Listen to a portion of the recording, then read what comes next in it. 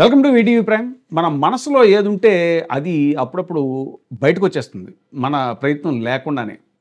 వాస్తవానికి నిజాన్ని దాచటం, అదిమి పెట్టడం అనేటువంటిది మైండ్ చేసేటువంటి ఒక ప్రక్రియ. మైండ్ పవర్ తోటి చాలామంది నిజాన్ని దాచిపెట్టగలుగుతారు. కానీ అసంకల్పిత ప్రతీకార చర్య అనేటువంటిది ఒకటి ఉంటుంది బాడీలో. అదేంటంటే సహజ సిద్ధంగానే ఒక్కొక్కసారి ఆ మైండ్ పవర్ నుంచి దాన్ని ఆ చెర నుంచి బయటికి తీసుకొస్తుంది. వాస్తవానికి మనం చూస్తే నార్కో అనాలిసిస్ టెస్ట్ అని చేస్తారు నిజాన్ని చెప్పించడానికి. కొంతమంది కరడుగట్టిన నేరస్తులతో నిజాన్ని చెప్పించడానికి. వాస్తవానికి దాని చాలా ప్రోటోకాల్ ఉంటుంది. దాంట్లో ఏంటంటే సోడియం ఎమిటాల్ అనేటువంటి ఒక డ్రగ్ను పంపించి ఆ మైండ్ పవర్తో వాడు ఏదైతే నిజాన్ని దాచడానికి ట్రై చేస్తాడో దాని నుంచి దాన్ని రిలీజ్ చేసేస్తారో అప్పుడు ఆటోమేటిక్గా నిజాన్ని చెప్తాడు అనేటువంటి అది ఒక సైకో థెరపీ లాంటి ప్రాసెస్. అది ఇదంతా ఎందుకు చెప్పాల్సి వస్తుందంటే పాపం చంద్రబాబు నాయుడు గారు ఆయన ఏమి చెప్పకుండా చాలా గట్టిగా ఉండాలని అనుకుంటారు. కానీ ఆయన సహజ సిద్ధమైనటువంటి స్వభావం కొన్నిసార్లు టక్కని బయటపడిపోద్ది. ఎందుకంటే బాడీకి బయాలజీలో ఉండే సహజ సిద్ధమైనటువంటి ప్రక్రియ అది. ఎంత నిజాన్ని దాచాలనుకున్నా కూడా ఒకసారి బయటికి తోసేస్తారు నిజాన్ని. నిజం కక్కడం అంటారు. అందుకే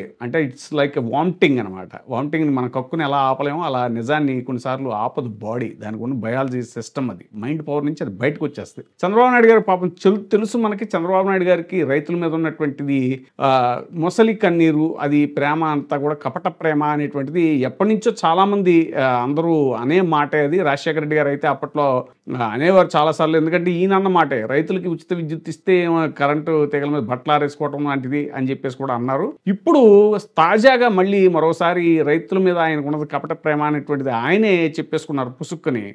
అన్నదాత సుఖీభవ కార్యక్రమాన్ని ప్రారంభిస్తూ ఆ ఫండ్స్ రిలీజ్ చేసే కార్యక్రమంలో చంద్రన్ ఉన్నంత వరకు రైతుకు భరోసా లేదు అని చెప్పేశారు. ఆయన చెప్పాలనుకున్న ఉద్దేశం అది కాదు, బట్ లోపల ఉన్న నిజం దాగలేదు. అదే అసంకల్పిత ప్రతీకార చర్య. ఎవరైతే అన్నదాత సుఖీభవ దీంతో ఆగదు. అన్నదాతకు నేను భరోసా ఇస్తున్నా. చంద్రన్న ఉన్నంత వరకు మా రైతుకి భరోసా లేదు, ఉండదు, ఉండబోదు. ఇది నా ప్రామిస్ మీకు అందరికీ. ఎవరైతే అన్నదాత సుఖీభవ దీంతో ఆగదు. అన్నదాతకు నేను భరోసా ఇస్తున్నా.